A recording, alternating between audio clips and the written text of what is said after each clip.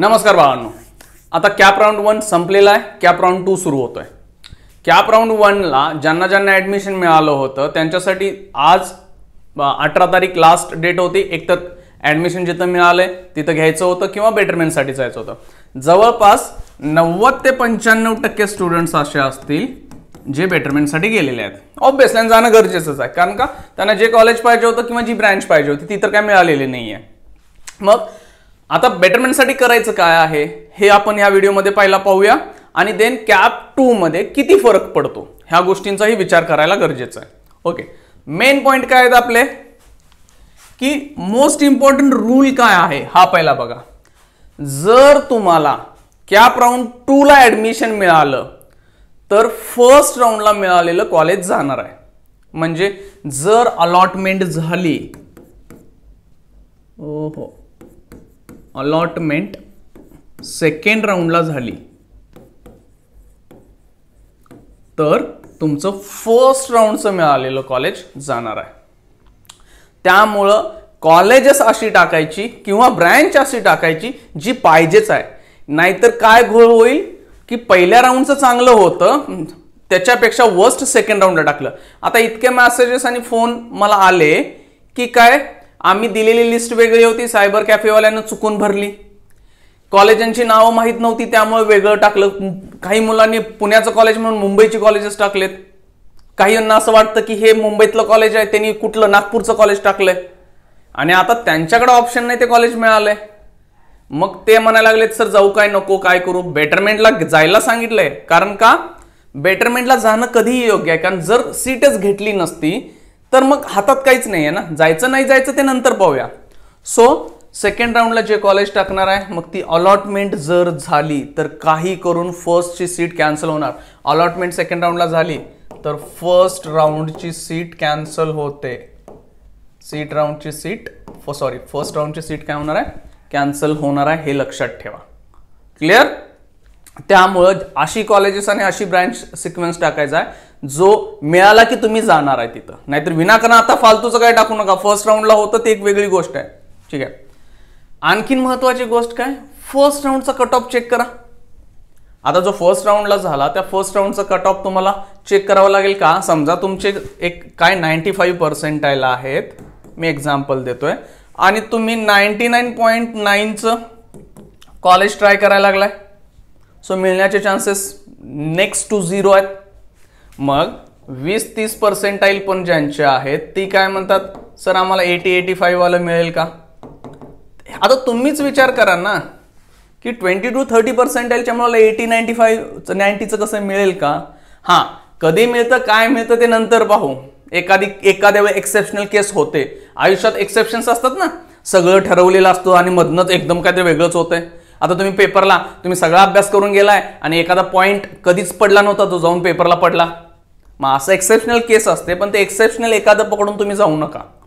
त्यामुळं first राउंडचा cut off check करा की तुम्हाला किती मार्क्स पडलेत आणि त्या कॉलेजचे त्या ब्रँचचे कट ऑफ किती आहेत। मग हे तुमच्याकडे लिस्ट झाली। सगळ्यात महत्वाचं म्हणजे इथं vacant seat for second round, म्हणजे उद्या 19 तारखेला वॅकंट सीट्स येतील। म्हणजे आज लास्ट डेट होती किती मुलांनी ऍडमिशन्स घेतलं। आता एका कॉलेजला समजा 60च्या 60 जागा भरलेल्या, पण त्यातल्या 55 मुलांनीच काय केलं, ते ऍडमिशन्स घेतलं किंवा बेटरमेंटला गेले। 5 विद्यार्थी म्हणले आम्हाला ते मिळाले ते नकोच आहे, आणि ते बेटरमेंट पण केलं नाही त्यांनी किंवा ते कॉलेज पण घेतलं नाही। मग त्या 5 सीट वॅकंट राहिल्या।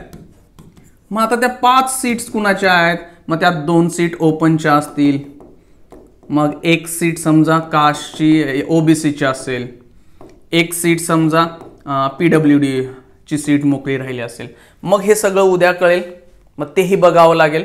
म्हणजे काय, तुम्हाला पाहिजे समजा COEPचं सिव्हिल इंजिनिअरिंग आणि तिथं सीट व्हॅकन्सीच नाही आहे तर तुम्ही टाकण्यात काय अर्थ आहे त्या कॉलेजला। हा टाका, हरकत नाही, टाकायची इच्छा नाही टाकून द्या, पण सीट मिळणारच नाही का, जागाच नाही आहे ना तिथं, मग टाकून उपयोग काय।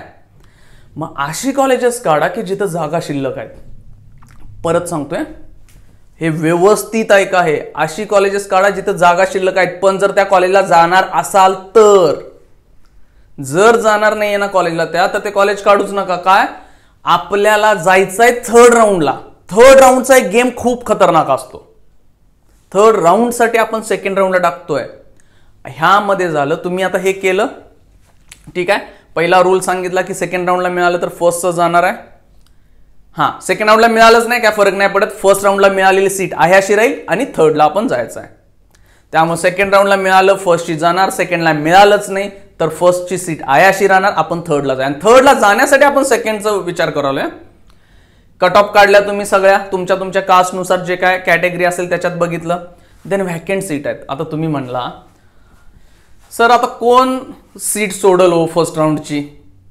आता कंडिशन काय माहिती आहे काय, ज्यांनी मॅनेजमेंटनं घेतलंय की किंवा ज्यांनी प्रायव्हेट युनिव्हर्सिटीत घेतलंय त्या मुलांनी भरायचे म्हणून भरलेले फॉर्म, ती मुलं येणार नाहीत, मग त्या सीट व्हॅकंट राहिल्या. आणि अशी कॉलेजेस काही आहेत, काही म्हणजे बरीच आहेत की जिथल्या पूर्ण 60च्या 60 अलॉटमेंट झालेली नाही, मग त्याच कॉलेजना तुम्ही टाकलंच नव्हतं आणि आता तुम्हाला फर्स्टला पण मिळालं नाही तर तुम्ही असं कॉलेज टाकू शकताय. टाकायचं नाही टाकायचं शेवटी तुमची इच्छा आहे, ती तुम्हाला त्या कॉलेजला जायचं आहे का, ते कुठल्या एरियात आहे याच्यावर सगळं डिपेंड आहे. मग त्या व्हॅकन्सी तुम्हाला इथं दिसतील सेकंड राऊंडला. आता त्या व्हॅकन्सी बघायच्या कधी उद्या तुम्हाला 19 ऑगस्ट तुम्हाला सगळ्या व्हॅकन्सी सीईटी सेलचा जो पोर्टल आहे ना फर्स्ट इयर इंजिनिअरिंग 2024चा तिथं येईल आणि मी तुम्हाला ती लिस्ट पाठवतोय. आपलं जे चॅनल आहे व्हॉट्सअप किंवा टेलिग्रामवर मी ती लिस्ट सगळी पाठवतो. इथं ही कट ऑफची लिस्ट तर अवेलेबल केलेलीच आहे आणि बहुतेक मी लिंक टाकलेली ती PDF टाकून देतोय. आणि हे येणार आहे हे उद्या देईल, हे उद्या मिळणार आहे आपल्याला. त्यामुळे तुम्ही हे तर कळालं, तुम्ही कट ऑफ काढा. जे जे कॉलेजेस आहेत भले तुम्हाला मिळणार नसू दे कॉलेज तरी पण कट ऑफ काढून ठेवा, ठीक आहे. आणि देन व्हॅकन्सी काढल्या आणि व्हॅकंट सीटवरनं आपण पुढे जाणार आहे. आता मग ऑप्शन फॉर्म काय परत आहे तसा परत सांगतोय की हे का करायचं आहे आणि आपण थर्ड राऊंडला काय फायदा होणार आहे. तुम्हाला जी पाहिजे होती टाकली, समजा काय केला VJTI CS, मग इलेक्ट्रॉनिक्स, मग मेकॅनिकल, हे असे सगळे टाकले. परत सगळे ऑप्शन टाका. पहिला ऑप्शन परत विचार करून टाकायचा. पुन्हा सांगतोय पहिला ऑप्शन का सेकंड राऊंडचा मिळाला तर तो परत ऑटो फ्रीज होणार आहे. म्हणजे जो फर्स्ट राऊंडला नियम होता ना, पहिला ऑप्शन जर मिळाला तो कंपल्सरी घ्यायचा आहे. आता काही मुलांनी चुकून टाकलेलं आणि ते ऑटो फ्रीज झाले, आता ते रडायला लागलेत. मग आता सेकंड राऊंडला टाकताना पण विचार करा की सेकंड राऊंडचा ऑप्शन न मिळणारा टाका. म्हणजे कम्प्युटर्स काय COEP computer science TFWS seat त्या तेवढ्याच विद्यार्थ्यांना मिळणार आहे, दुसऱ्यांना मिळणार आहे. मग तुम्ही परत ऑप्शन फॉर्म बनवला, परत खाली आता ऑप्शन जाताना असे कॉलेजेस टाका की ज्यांची मेरिट तुमच्या पर्सेंटाईलच्या जवळपास आले.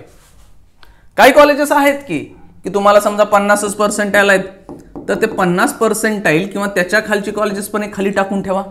तुम्ही म्हणा सर आम्हाला त्या कॉलेजला जायचंच नाही. अरे बाळांनो, जर ती टाकला नाही ना तुम्ही तर मग सेकंड राऊंडला पण मिळणार नाही. मग तुम्ही म्हणा राहू दे फर्स्ट राऊंडला मिळाले ते घेतो, ती तुमची इच्छा आहे. का हे कुणी करा म्हणून सांगितलंय, ज्यांना फर्स्ट राऊंडला काहीच मिळालं नाही त्यांनी आपल्या पर्सेंटाईलपेक्षा खाली चला. हां, ज्यांना मिळालंय त्यांनी काय करायचं आहे, जे कॉलेज पाहिजे आणि जिथं जाणार आहे तीच टाकायचे आहेत वरती. मिळालं नाही त्यांनी जरासं खाली चला, ठीक आहे. ओके. मग आता म्हणा असं सेकंड राऊंडला ना सहसा काय होत नाही, कट ऑफ कमी येत नाहीत, तेवढ्याच राहतात किंवा काही ठिकाणच्या वाढतात. वाढू देत. आपल्याला जायचं आहे थर्ड राऊंडला. थर्ड राऊंडला काय गेम होते सांगतो. थर्ड राऊंडला ज्या काय व्हॅकंट सीट असणार आहेत ना, व्हॅकंट सीट्स कुठल्या बऱ्याच सांगतो. PWD फिजिकली जी चॅलेंजमुळं हँडिकॅप मुलं असतात ती, ऑर्फनच्या सीट, देन ST, काही ठिकाणी डिफेन्स कोटा, ह्या सीट बऱ्यापैकी सीट मोकळ्या पडलेल्या असतात बऱ्याच कॉलेजांना. मग त्या कन्वर्ट होतात ओपन कॅन्डिडेट, सगळ्यांना ओपन तयार त्या सीट राहतात. हां, मग काही म्हणणार काही सर OBCच्या सीट्स आहेत, काही ST कॅन्डिडेट आहेत, SC सीट आहेत.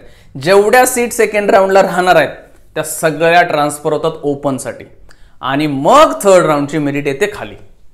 समजलं काय होतंय? ठीक आहे. मग थर्ड राऊंडला बऱ्यापैकी मेरिट खाली येते, जर राहिलेल्या जागा सगळ्यांना ओपन. आता तुम्ही म्हणा सर मग का त्या कास्ट, कारण का पहिल्या राऊंडला कास्टला सीट होत्या त्या मुलांनी घेतल्या नाहीत, त्या कास्टमधल्या. सेकंड राऊंडला पण त्या होत्या, त्या पण मुलांनी घेतल्या नाहीत. म्हणजे दोन्ही राऊंड गव्हर्नमेंटनं चेक केलं की बाबा ह्या कास्टच्या जागा आहेत, तिथं कोण येतंय का, कोण आलंच नाही. येणाऱ्याला दिली. 0 पर्सेंटाईल जरी असतं तरी त्याला दिली असती, पण तो पण विद्यार्थी आला नाही, त्यामुळे त्या सीट मोकळ्या राहिल्या. मग त्या मोकळ्या काय ठेवून उपयोग नाहीत. मग ती सीट जर एखाद्या ओपनच्या विद्यार्थ्याला पाहिजे असेल तर त्याला ती अवेलेबल केली जाते. त्यामुळे थर्ड राऊंडला सगळ्या ओपन होणार, त्यावेळी मेरिट खाली येणार. आता मला प्रश्न 1000 जण विचारला, सर इन्स्टिट्यूशनल राऊंडचं काय? इन्स्टिट्यूशनल राऊंडला बाळ जाऊ नका, टोटल फी भरावी लागते. आता ते स्कॉलरशिप वगैरे काही मिळत नाहीत. आणि इन्स्टिट्यूशनल राऊंड कधी होतो? ज्यावेळी ह्या सगळे तिन्ही राऊंड होऊन पण काही सीट शिल्लक राहतात. अहो मग टाकून द्या ना तुम्ही, आताच टाका की सगळ्या गव्हर्नमेंटच्या फॅसिलिटी मिळणारच आहेत की.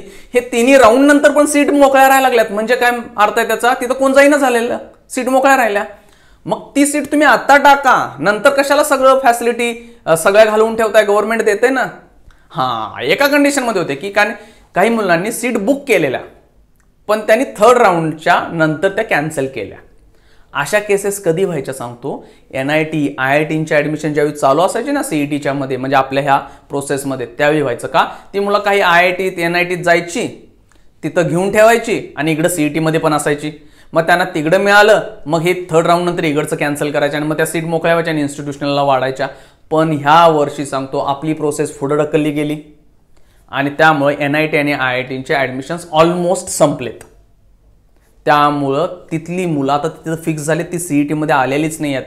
त्यामुळे इन्स्टिट्यूशनल राऊंडला ज्या सीट राहायच्या मागच्या वर्षीपर्यंत ढीग राहायचा ना, तो आता थांबणार आहे. तेवढ्या कम्पॅरेटिव्हली ह्या वर्षी नसणार आहेत. ते एक डोक्यात ठेवा व्यवस्थित. त्यामुळे जे पॉईंट सांगितले ते सगळे व्यवस्थित करा. फॉर्म बनवताना हे 2 महत्त्वाचे आहेत. कट ऑफ फर्स्ट राऊंडचे तुमच्या आसपास आहेत काय बघा आणि तुम्हाला जी कॉलेज पाहिजे ती टाकून घ्या. परत वॅकन्सी किती लागते, किती सीट आहे ती उद्या पाहता येतील. आणि जरी सेकंड राऊंडला तुम्हाला मिळालं नाही काही हरकत नाही आहे, आपण थर्ड राऊंडला जायचं आहे. थर्ड राऊंडला कट ऑफ कमी येईल.